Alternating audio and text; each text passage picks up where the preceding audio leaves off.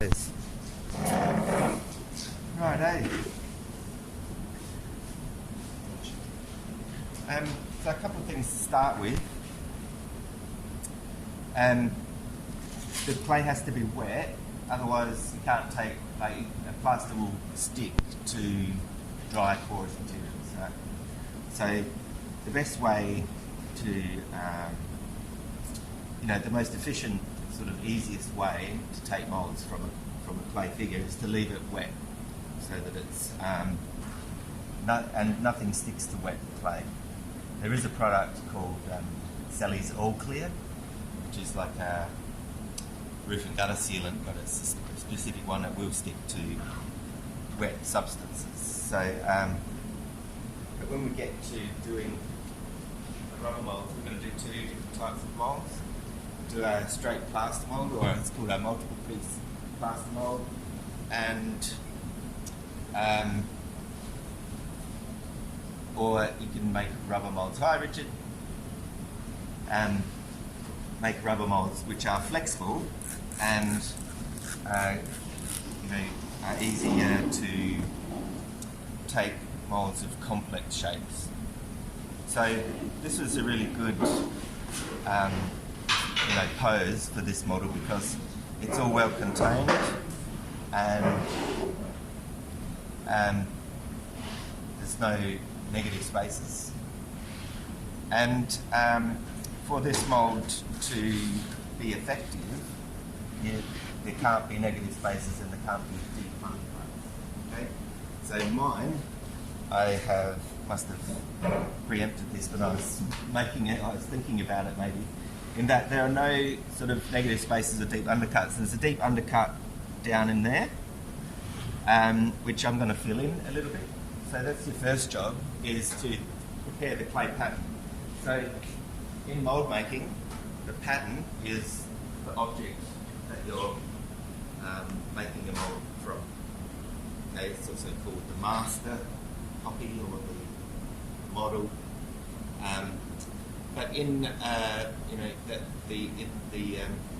lingo in the industry is the pattern. And the reason for that is when they used to do sand casting. Sand casting was the first type of sort of casting that was invented. They would make something out of wood or out of another material, usually wood, press that into the sand, and those people are called pattern makers. So the pattern is the object that we're going to take a mould from.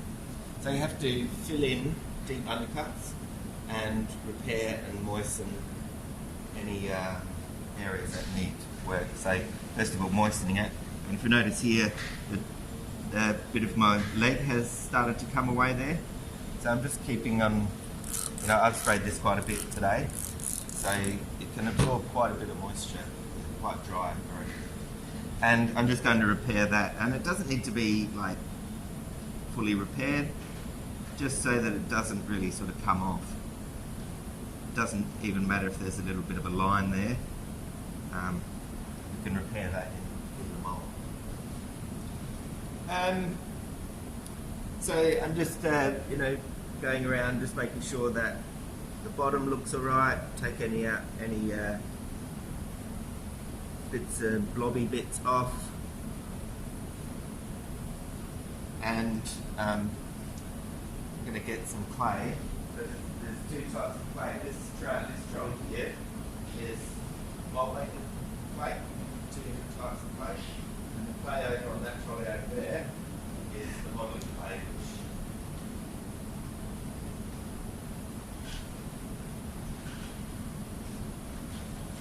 and you actually see the difference in the colour of the clay. So we need to keep these two clays separate and we can't let them mix together. The clay that we've been using here is beautiful filtered terracotta straight from Bennett's, and it has that dark colour. This mould making clay is a mixture of slightly different colour, but it's a mixture of white clay and terracotta. So it's just mixed together. So just remember to keep these separate. So I've only got this clay here just to do a couple of little repairs and to fill in any undercuts. So if you have a look back here, there's quite an undercut under there. So I'm going to fill that in. And it may seem like, oh, I don't want to fill it in, right? But it's sort of essential that, you know, to get the mould to work properly, that we fill in any really deep undercuts. And it may seem like you're losing detail. Even here, you might leave that there, but just underneath there, inside the next to the pillow, I'll sort of fill it in, but I just put a line there, not filling the whole thing in, just making sure there's no really deep undercuts. And even there where the elbow comes, I'll just pop a bit of clay in there so there's no undercut.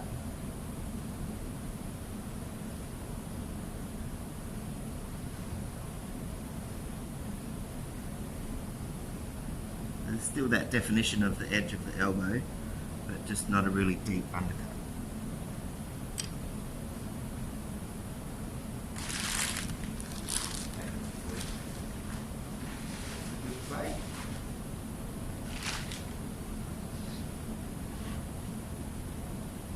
No worries, even maybe just down inside next to the cheek, I might just fill it in a little bit.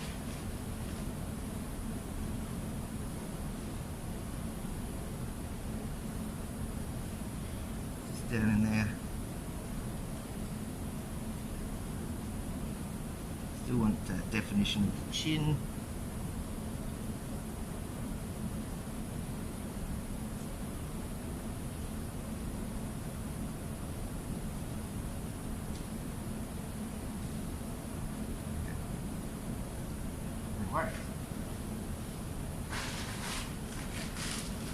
So I need to find a centre line and, you know, the length of the body, because this is quite long. I'll make the centre line go right down the centre of the arm down through the head there. Now, so multiple piece plaster moulds. This I'm going to make a 2-piece plaster mould, but you can make multiple piece plaster moulds, as in 4 or 5, even 6 different pieces, depending on the the detail or the intricacy of the pattern. You know, before rubber, you know, rubber's really only been around. You know, the types of rubber used for mould making really only been around probably 50, 60 years. So before that, you know, everything was done in plaster, and things had to be like very intricately made to be able to take impressions from the plaster. And I'll show you that as I go, how you make multiple different pieces. But in reality, I'm just going to do a 2-piece plaster mould. So I've got my centre line, so it's going to come right up along the top of the foot, and you can draw this line in if you want. You don't have to, but I'll just draw that slightly in there. And you know, yeah, you end up with a line in it, but it doesn't really matter. You won't see that line after the mould is made. That's going to be the centre line. So I've gone, you know, I could come across here to the elbow, but I've just gone straight up the side of the arm, over the top of the head, down to there, down to there. And so we have to separate those 2 halves with a clay wall. So I'll write some steps up on here.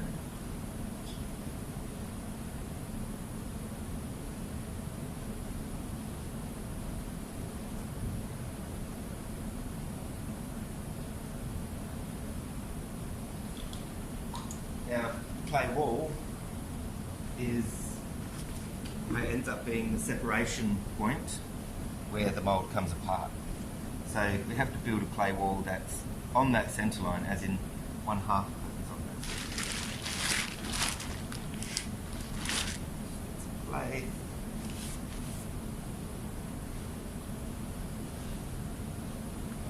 Actually, it's just a little bit.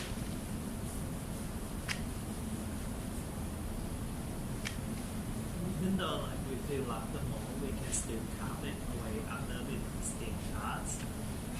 The plaster? Yes. Or the plaster. Yeah. Yeah. It's totally carvable. And, you know, kind of part of the, will be part of that sort of experimental phase. The casting. Clay is not too bad. Remember, this might have a bit of plaster in it, and I just pulled up a bit of plaster from the table. So when you're using this clay, try to remove any plaster when you put it back. It doesn't matter if there's little bits in there, but any bits that you find, pull them out and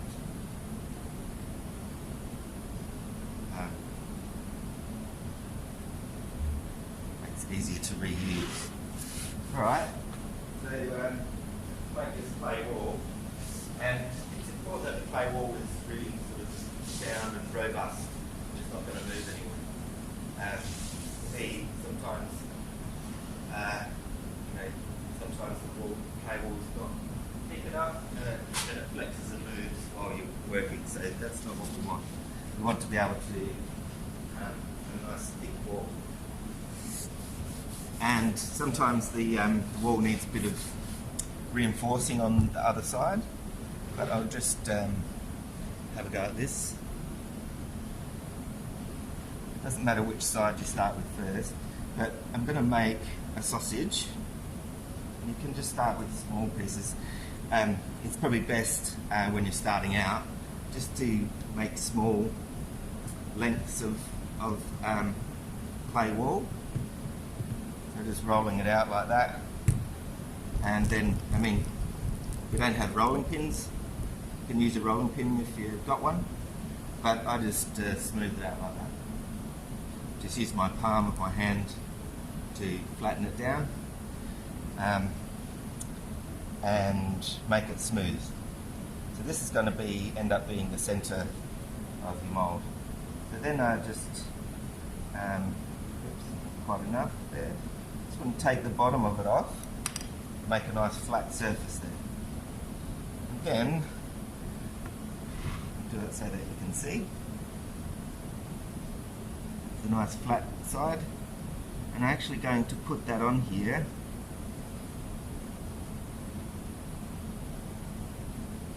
And get it to stick. So I'm going to cut that piece there.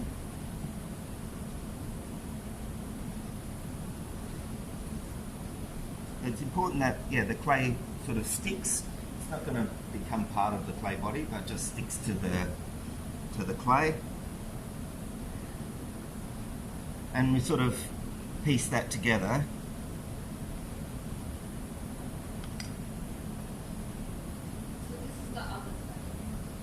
This is the other clay, yeah, the mold clay. So don't use the good clay if you want to keep the plaster as much as possible out of the good clay. So I just got those two bits on there like that. Looking at where my line is, pushing it down, and yeah, you kind of need to kind of finish it off or model it back together. I'll do another piece.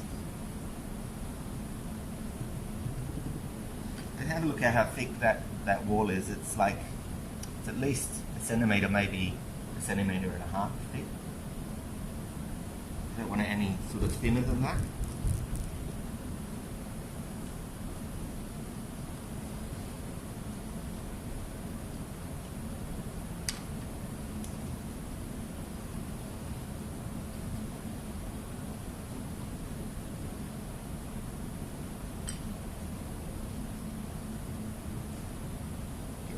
To meet like that.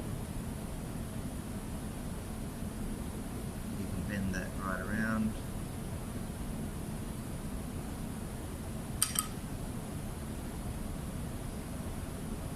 Now, if the clay is too close to your actual pattern or your model is too close to the edge,